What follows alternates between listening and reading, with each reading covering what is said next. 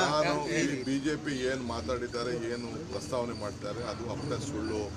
ನಾನು ಹೇಳಿದ್ದೇನೆ, ನಾವು ಇಂಥ ಅನೇಕ ಸಂದರ್ಭದಲ್ಲಿ ಕೋರ್ಟ್ಗಳಲ್ಲಿದೆ, ಕೋರ್ಟ್ಗಳಲ್ಲಿ ಚರ್ಚೆ ಆಗ್ತದೆ, ಇವೆಲ್ಲ ಕೋರ್ಟ್ಗೆ ಹೋಗ್ತದೆ.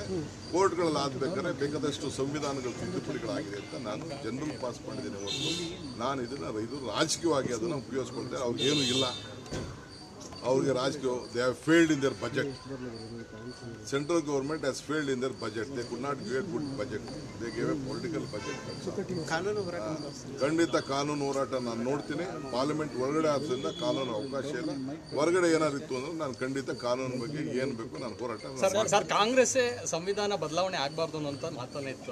ಈಗ ನೀವು ಹೇಳಿರೋದನ್ನೇ ಎಲ್ಲೂ ಸಂವಿಧಾನ ಬದಲಾವಣೆ ಆಗಿದೆ, ನಾವು ಮಾಡ್ತೀವಿ ಅಂತ ಎಲ್ಲೂ ಹೇಳಿಲ್ಲ. I have not said that anywhere that we are going to change the constitution. I have said that on a various judgments, ಆದ್ಮೇಲೆ ಬೇಕಾದ ಸಂವಿಧಾನಗಳು ಬೇಕಾದಷ್ಟು ಆಗಿದೆ ಅಂತ ಹೇಳಿದ್ದೇನೆ. ನಾಟ್ ಬಿಜೆಪಿ ರಾಜಕೀಯ ಅಷ್ಟೇ, ಅವ್ರಿಗೆ ಬೇಕಾಗಿದ್ದು ರಾಜಕೀಯ. ನನ್ನ ಹೆಸರು ನಮ್ಮ ಪಾರ್ಟಿ ಲೀಡರ್ಸ್ ಹೇಳಿಲ್ಲ ಅಂದ್ರೆ ಅವ್ರಿಗೆ ನಿದ್ರೆ ಬರ್ತಾರೆ. ರಾಜ್ಯಸಭೆಯಲ್ಲಿ ಮಲ್ಲಿಕಾರ್ಜುನ್ ಖರ್ಗೆ ಅವರು ಹೇಳಿದ್ದಾರೆ ಆ ರೀತಿ ಬದಲಾವಣೆ ಉಪಯೋಗಿಸ್ಕೊಳ್ತಾ ಇದ್ದಾರೆ. We are there to protect our constitution. It is our birthright. It is our party right. We have given constitution to this country. We will protect it. This BJP is trying to, they wanted to cover up their mistakes. That is why they are trying to create all this.